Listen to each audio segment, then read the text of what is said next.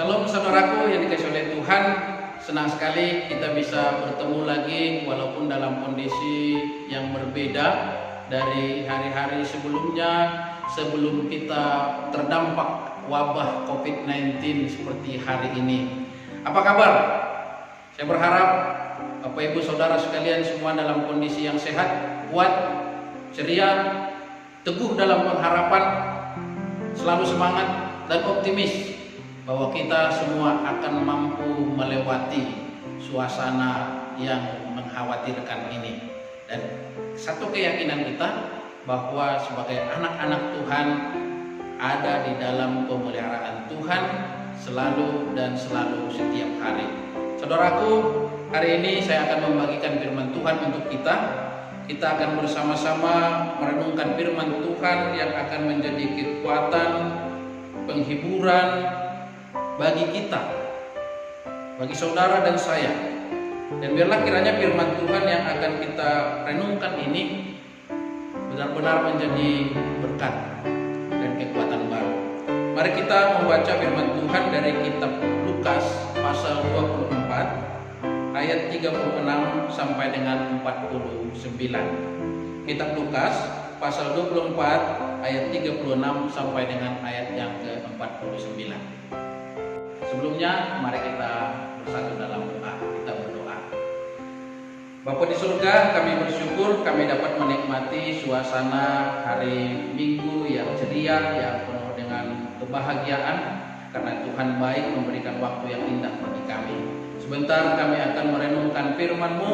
Biarlah firman yang kami renungkan bersama-sama menjadi kekuatan, menjadi penghiburan dan menjadi sumber sukacita dalam hidup kami ke depan, dalam menjalani hari-hari yang Tuhan masih sediakan.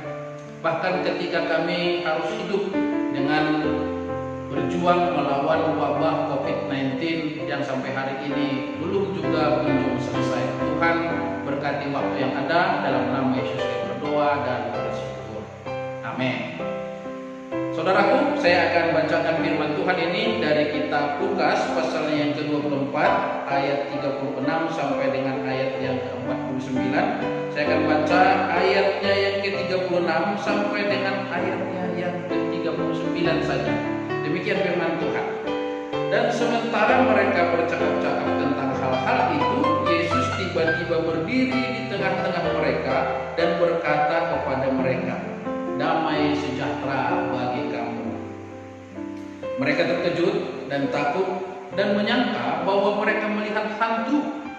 Akan tetapi Ia berkata kepada mereka, "Mengapa kamu terkejut? Dan apa sebabnya timbul keraguan-raguan di dalam hatimu? Lihatlah tanganku dan kakiku. Aku sendirilah ini. Rabalah dan lihatlah, karena hantu tidak ada daging dan tulangnya seperti yang kamu lihat ada padaku." Amin. Nah, saudaraku yang dikasihi oleh Tuhan, hari ini saya ingin membawa kita dalam suasana yang penuh dengan keyakinan, ingin mengajak Bapak Ibu Saudara supaya memiliki iman yang teguh, yang tidak ragu, yang tidak terombang-ambing dengan berbagai pengajaran dan isu-isu yang banyak berseliweran di luar sana. Apa itu?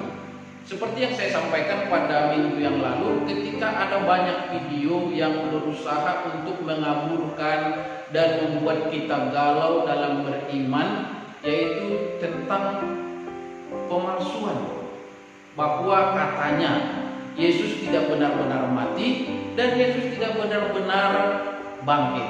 Nah, minggu yang lalu saya sudah jelaskan fakta-fakta sejarah yang bisa memberikan kita keyakinan bahwa kematian dan kebangkitan itu benar adanya. Nah, hari ini kembali lagi kita mau diperdalam, mau diberikan fakta tentang kebangkitan Yesus. Setelah Yesus bangkit, ternyata Dia melakukan sebuah perjalanan untuk memberikan keyakinan supaya kepercayaan, trust yang dimiliki oleh para murid dan orang banyak betul-betul kokoh, betul-betul kuat, betul-betul solid. Sehingga Dia menampakkan, ada beberapa kali menampakkan diri kepada murid. Dan salah satu teks yang baru saja kita baca menjelaskan kepada kita tentang bagaimana Yesus menampakkan diri kepada murid-muridnya. Mari Bapak Ibu Saudaraku, secara teologis peristiwa penampakan diri Yesus menampakkan diri kepada murid-muridnya merupakan satu mata rantai yang tidak boleh terputus di dalam perjalanan pengenalan kita akan Yesus Kristus. Bayangkan saja kalau dia mati, terus dikubur dan tidak bangkit. Terus ada tiba-tiba berita naik ke surga. Ini kan sesuatu yang bisa membingungkan, bisa membuat kita sulit untuk memberikan penjelasan sehingga iman kita menjadi tidak kuat dasarnya. Nah, oleh karena itu saya mau katakan kepada kita bahwa ketika Yesus menampakkan diri kepada murid-muridnya adalah sebuah mata rantai yang harus benar-benar ada di dalam sambungan pengenalan kita akan Kristus Yesus. Itu adalah sebuah rancangan yang memang sudah disiapkan. Kenapa saya sebut rancangan? Karena kalau kita membandingkan dengan teks dalam Matius pasal 27 ayat 62 sampai 66, di situ kita bisa menemukan bagaimana orang-orang Farisi datang menghadap Pilatus dengan ketakutan yang ada dalam diri mereka. Apa itu? Mereka takut tergenapi apa yang disampaikan oleh Yesus. Apa itu yang disampaikan oleh Yesus? Yesus berkata bahwa dia akan mati, dikubur dan bangkit pada hari yang ketiga. Maka orang-orang Farisi datang memohon kepada Pilatus supaya ada penjagaan yang ketat di kuburan Yesus. Harapannya apa? Jangan sampai nanti murid-murid ternyata mencuri mayat Yesus dan mereka katakan Yesus bangkit. Nah, ini kan bisa semakin kacau, bisa membuat informasi yang menghebohkan pada saat itu. Maka mereka melakukan penjagaan. Nah, ternyata pada minggu yang lalu saya sudah jelaskan penjaga tetap ada, namun karya kebangkitan Yesus tidak dihalangi, tidak mampu dibatasi oleh penutup kubur dan juga penjaga-penjaga yang ada. Malah ada informasi yang disampaikan kepada Maria Magdalena dan juga Maria ibu Yakobus dan Salome bahwa dia sudah pergi mendahului mereka ke Galilea. Nah, saudaraku, kira-kira apa sih tujuan Yesus menampakkan diri kepada murid-murid? Dan ini yang ingin saya sampaikan kepada kita dalam minggu pertama selesai Paskah ini. Apa sesungguhnya tujuan Yesus menampakkan diri kepada murid-murid sesudah kebangkitannya? Yang pertama, lewat teks yang kita baca dalam Lukas pasalnya yang ke-24 ayat 36 sampai dengan 49, yang pertama yang Yesus ingin melakukan adalah Yesus mau mengadakan rekonsiliasi antara murid dengan dirinya. Kok pakai istilah rekonsiliasi? Ingat bahwa sebelum Yesus mati, sebelum Yesus disalibkan, ada banyak kelemahan, ada banyak kesalahan, dan ada banyak hal-hal yang mengecewakan Yesus yang dilakukan oleh para murid. Bagaimana Judas mengkhianati dia, dan bagaimana Petrus juga berbohong sampai 3 kali bahwa dia tidak mengenal Yesus. Itu sebabnya Yesus mau supaya hubungan yang rusak ini, hubungan yang sudah kacau ini kembali ditenun, kembali disatukan, diperbaiki. Maka ada rekonsiliasi. Dan inilah yang memang sepatutnya harus dilakukan oleh setiap orang, setiap keluarga, setiap sahabat, setiap elemen di dalam kehidupan bermasyarakat, bahwa apabila terjadi sesuatu yang membuat kita terpecah, membuat kita berkonflik, selesai itu diusahakan harus ada rekonsiliasi. Gereja-gereja harus menjadi ambasador bagaimana menunjukkan bahwa rekonsiliasi adalah hal yang sangat-sangat patut dan harus dikerjakan dalam setiap pergumulan dan persoalan yang ada. Yang kedua, tujuan Yesus menampakkan diri kepada murid-murid supaya murid-murid kembali percaya diri, mengembalikan kepercayaan diri mereka bahwa ketika Yesus mati disalib dan dikubur itu mereka galau, mereka bingung, mereka takut, mereka mengalami sindrom yang dimana mereka merasa akan juga diperlakukan sama seperti Yesus oleh pemerintahan Romawi pada saat itu. Itu sebabnya mereka bersembunyi, mereka tidak mau kelihatan karena mereka adalah orang-orang ring satunya Yesus. Maka dalam kondisi seperti itu, Yesus datang dan berkata, Irene, damai sejahtera bagimu. Lenyaplah ketakutanmu, lenyaplah kegalauanmu, lenyaplah segala kekhawatiranmu dalam beberapa hari ini.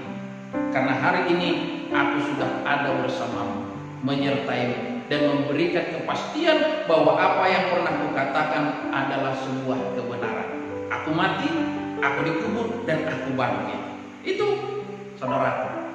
Nah, inilah juga kekuatan bagi kita dalam masa sekarang ini ketika kita harus berjalan di situasi yang berat ini, melintasi peperangan, melintasi perjuangan, bagaimana supaya kita bisa lolos, terhindar dan menang melawan virus COVID-19. Kita diberikan sebuah kekuatan, sebuah semangat baru, bahwa kebangkitan Yesus memberikan kita sebuah jaminan bahwa hidup kita juga akan terus ada dalam pemeliharaan dan Dia selalu menyertai kita. Dan yang ketiga, saudaraku, untuk mengubah paradigma lama para murid. Paradigma apa itu? Mari kita lihat teks firman Tuhan pada ayatnya yang ke-44. Saya akan bacakan untuk kita. Ia berkata kepada mereka, inilah perkataanku yang telah kukatakan kepadamu ketika aku masih bersama-sama. Ketika aku masih bersama-sama. Berarti ada perkataan yang disampaikan oleh Yesus ketika mereka masih bersama-sama. Artinya sebelum Yesus disalib, sebelum Yesus dikubur, sebelum Yesus mati. Apa perkataan itu? Bahwa harus digenapi semua yang ada tertulis tentang aku dalam kitab Taurat Musa dan kitab Nabi-Nabi dan kitab Mazmur.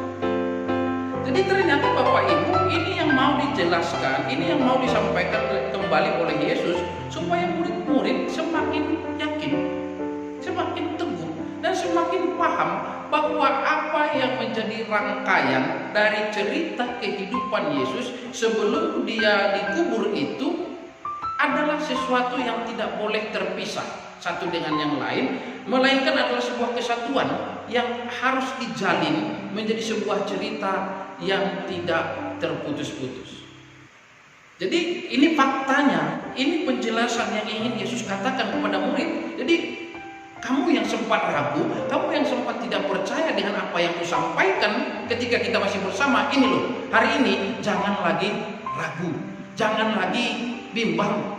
Terima kebenaran itu, percayai, imani, dan beritakan, ceritakan kepada banyak orang bahwa kita sungguh-sungguh mengatakan fakta dan realita.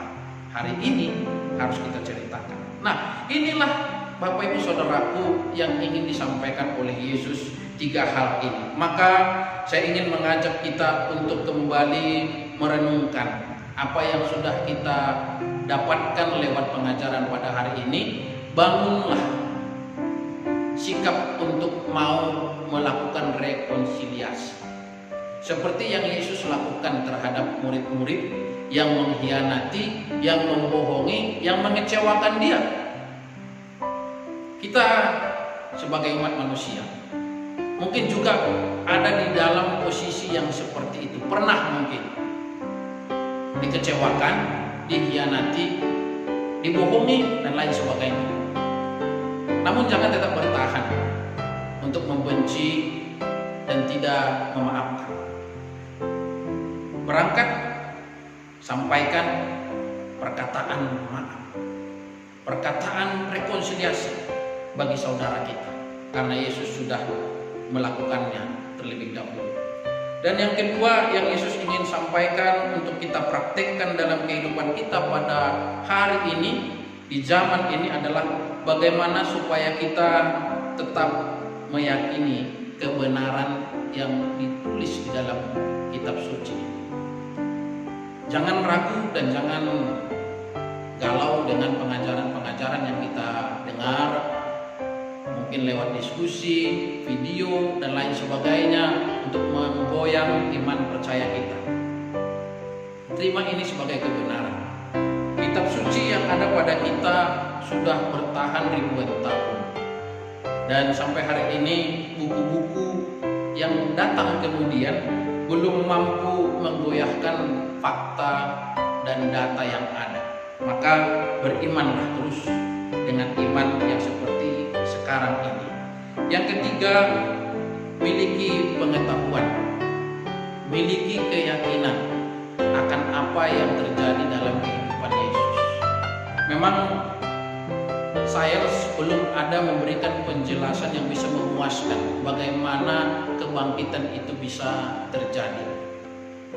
Tetapi sebagai orang-orang yang sudah lama bergaul dengan firman Tuhan, mendapat pengajaran dari berbagai sumber, dan yang bolak-balik membaca kitab Injil ini, maka tidak ada alasan bagi kita untuk ragu tentang kebenaran dan realita yang dituliskan.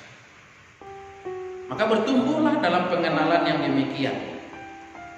Kebangkitan ini harus kita ceritakan, harus kita bagikan kepada banyak orang, supaya melaluinya orang lain juga memperoleh berkat, memperoleh kekuatan, dan memperoleh semangat untuk terus berjuang melakukan tugas-tugasnya selama masih ada di bumi ini. Lakukan apa yang kita bisa. Pahami dan tangkap visi dan misi Allah dalam diri kita.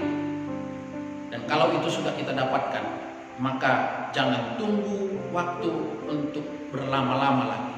Eksekusi langsung apa yang bisa kita eksekusi. Di masa-masa sulit ini, kita harus bergandengan tangan, harus bahu-membahu. Bukan waktunya kita berargumentasi, tapi waktunya kita melakukan eksekusi. Apa yang bisa kita lakukan? Apa yang bisa kita persembahkan untuk saudara kita yang lain? Bangkitlah, lakukanlah apa yang bisa kita perbuat. Dengan demikian, kiranya apa yang menjadi tugas pesan kebangkitan Yesus pada minggu kali ini benar-benar menjadi gaya hidup kita. Tuhan Yesus memberkati. Kita berdoa. Terima kasih Tuhan untuk firman-Mu yang telah meneguhkan dan menguatkan kami. Dan biarlah kiranya seluruh jemaat Tuhan dimanapun berada, pada hari ini kami akan terus bangkit berjalan dengan semangat dan sukacita, terus berharap kepada Tuhan bahwa kami adalah orang-orang yang Tuhan persiapkan untuk menjadi seruan berkat dan pemenang ketika wabah ini telah usai. Terima kasih Tuhan. Harapan kami, kuasa dan anugerah-Mu selalu bersama-sama dengan kami. Dalam nama Yesus, kami berdoa dan bersyukur, jadilah